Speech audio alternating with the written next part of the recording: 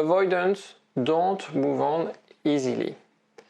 There's a myth, there's a misconception that avoidants have an easier time than anxious or secure people when it comes to breakups. In this video, I'm going to share with you why that's not the case. I'm going to share with you the internal struggle, because what we see from the outside is not a true reflection of what's going on inside their brain, inside their mind, inside their guts. Bear with me, I'll explain everything after the jingle. IGetMyXback.com. Everyone deserves a second chance. So first of all, let's debunk some myth about avoidant people. I used to be dismissive avoidant, and as a therapist, I've learned on how to be more secure. But it's true that sometimes when we date someone who's avoidant, we feel their experience of the relationship makes us believe that they don't care. It's easy for them. The breakup is easy. It seems that they have a happy life now that they broke up with us. And despite the relationship that we had, we feel that their reality is different. They don't appreciate the relationship that you had together. Being avoidant is being insecure. Don't be, some people, they have some clients calling me and they tell me, like, I wish I could be avoidant. That's a curse to be avoidant. Yes, we develop coping mechanism that makes us feel that we can rely on ourselves, that we can do everything on our own, that we can self-soothe and so on and so forth. But it's not the way we should function. That's a maladaptive behavior. And so very often when love is involved, when as an avoidant person you fall in love with someone, because avoidant people can fall in love with people, there is always this unsatisfaction about, I wish I was different. I give you a very simple example. If you're avoidant and you want to have kids, because these are not contradictory. You can be avoidant, having a fear of intimacy, a fear of commitment, but have a strong desire to have kids. You will realize soon enough that that will clash with that project, with that idea of, I want to have a family, I want to raise kids, I want to be married or have, not necessarily married because maybe they're scared of being married, but I want to have a family, right? And so there's always this element of like, I need to do something. And that's, before I explain the different reasons why avoidance might not be so happy and might not have an easy experience that you think, it's important to assess whether your partner, whether your ex, is able or is willing to question him or herself. It is fundamental. I would even argue, pause this video if you're not sure, do something else, because it doesn't make sense for you to learn about what an avoidant thinks, their psychological profile, and so on and so forth. If that person, and it's very important that I'm going to repeat it probably along the video, if that person doesn't want to make the effort, if that person doesn't want to get some help, for instance, to be less insecure, to be more secure, you are simply wasting your time. There's another way you can assess. I put together a quiz I forgot to mention, where you can assess this. The link is in the description. It's totally free. That will assess, regardless your ex is avoidant or secure, whether that person is also willing to do the work.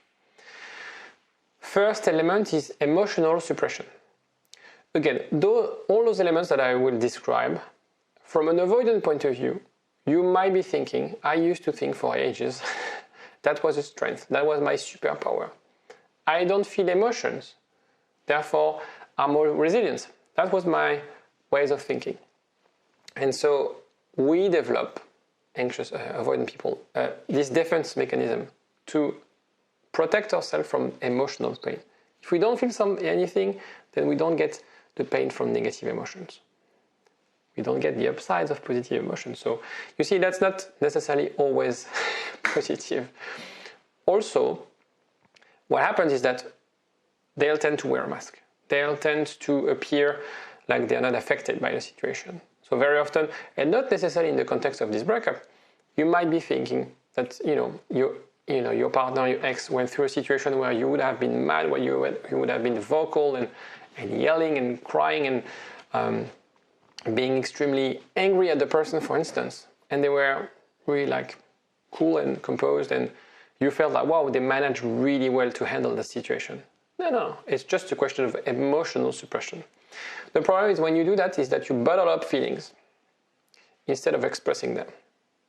And when you bottle up things, what happens is some stage that explodes. And so what happens is the breakup, because they don't assess and address their emotions, that can lead to a healing that's longer, right? Because they don't process their emotions. So very important, if you have an anxious attachment style, if you are secure and you want to heal from this breakup, it's not by suppressing your emotions. It's by analyzing them. That's what you do in therapy. So if you have a therapist, if you want to work with a therapist, that's what that person will do with you at the beginning initially. If you feel that you can't move on or you're anxious about the situation, they will talk with you and let you unpack those feelings first.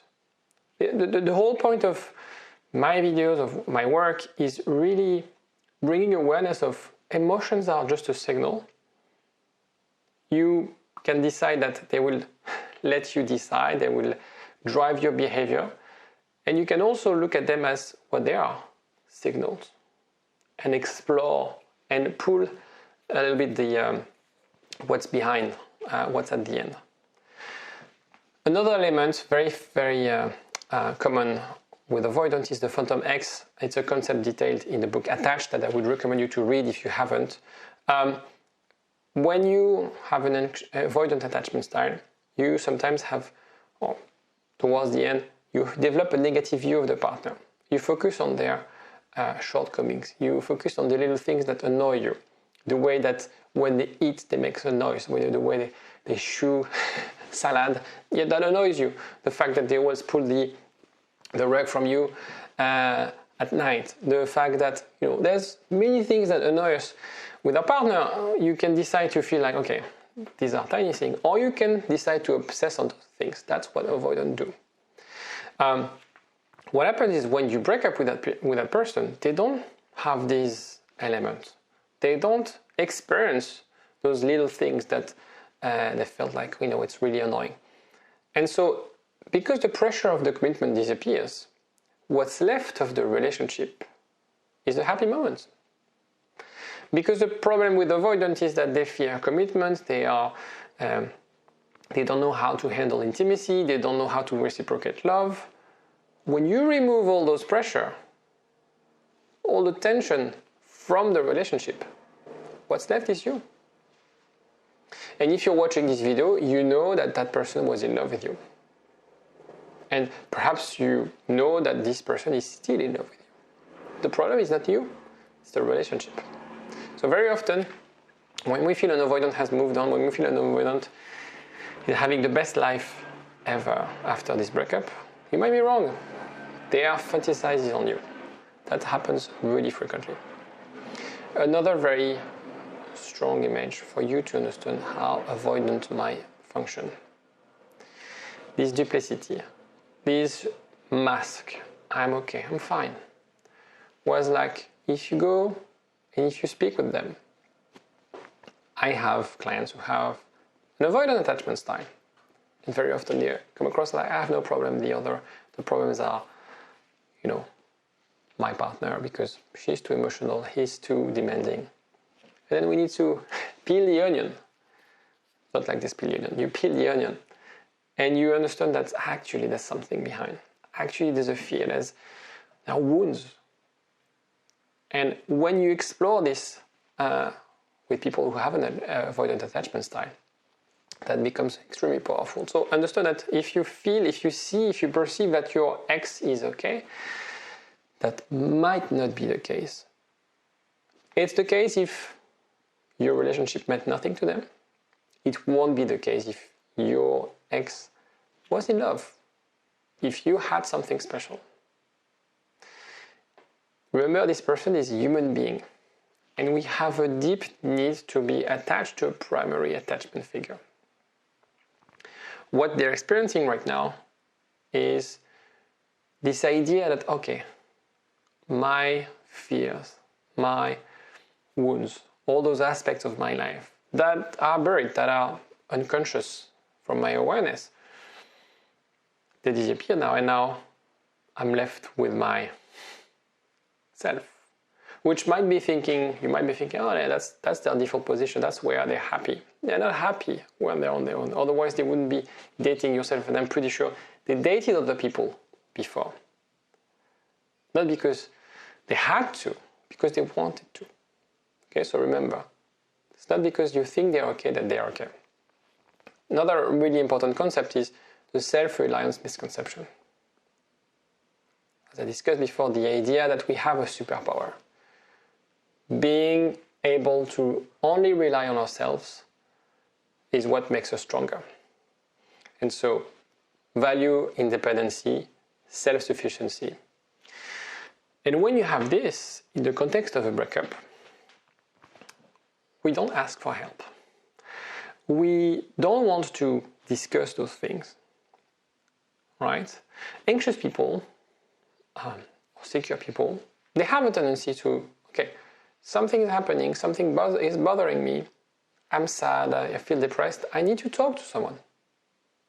Well, guess what? That's the best way for you to heal, for you to understand, for you to reflect on the situation.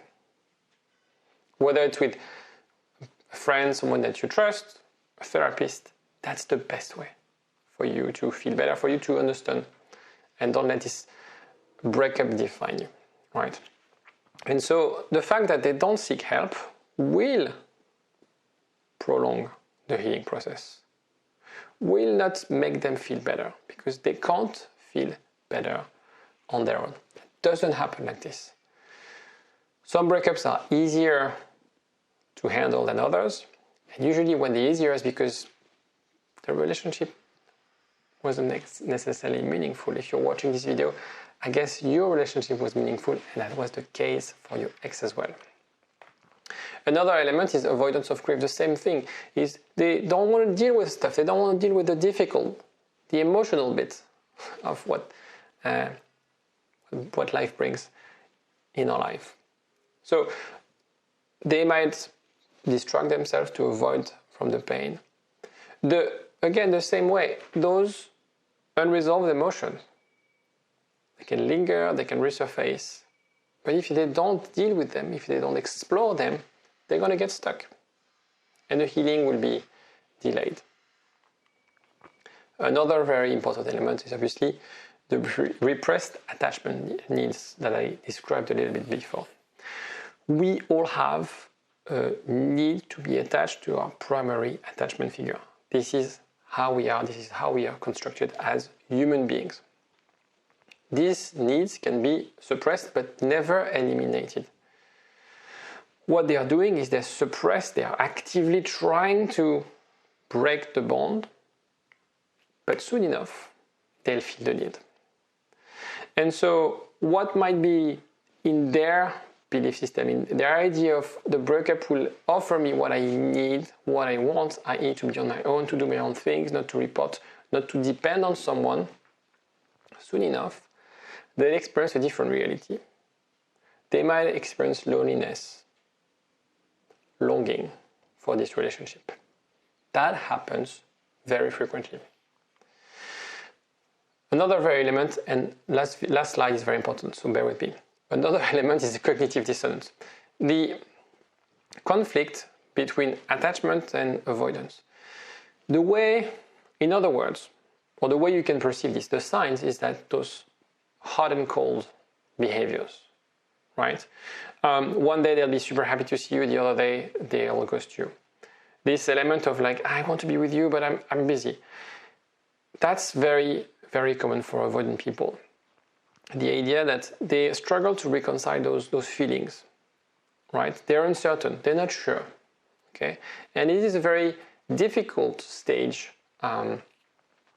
for you if you want to get back with your ex. Or a lot of my clients that I have on WhatsApp, we sort of work together on this stage of managing those hot and cold behavior, trying to establish and create a safe space where they feel more secure, where they are more consistent in their communication, where they feel they shouldn't be scared, where they feel that there's an opportunity. Something can be different. And the loneliness that I'm feeling right now, the sort of idea that I had of the relationship drives me to give a second chance to the relationship. And it's very important in that stage when you feel that your ex is giving you mixed signals, hot and cold, making sure that you showcase change, that you communicate effectively with them and assess.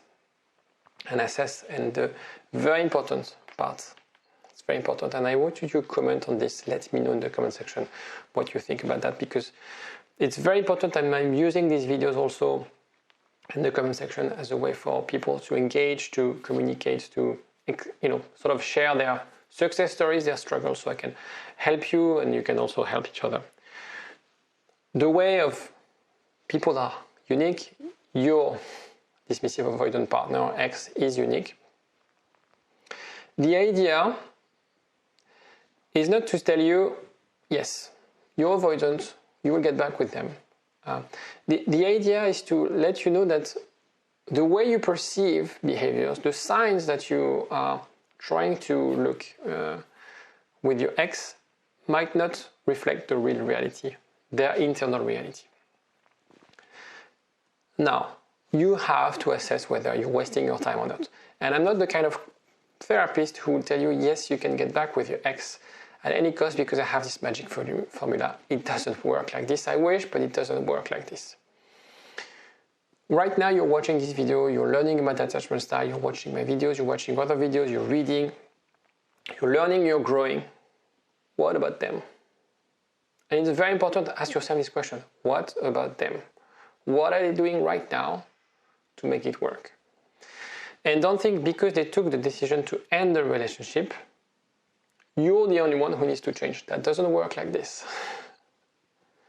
A relationship is a partnership, is collaboration, is shooting in the right direction, is looking at things together. So thinking that, yes, I need to do the work and by doing the work, we'll get back together, probably. The question is whether you will be repeating the same patterns, because this time you will break up with them. Because you will grow, you will understand, you'll be more secure, and they'll still be doing the same things. They'll still detach. They'll still deactivate, and that's the word we use in attachment theory. They'll still deactivate their attachment system. So don't accept a relationship that doesn't work for you. Right now, your job is not only to think of how you can get back with them, but understand what do you want. It's not about, I want to get my ex back. That's not the point. The point is, what do you want? What's the ideal relationship? And how can you craft your life to make it work? And who would be the person kind of listing a job offer? Who would be the perfect candidate? And of course, your ex will tick a lot of the boxes.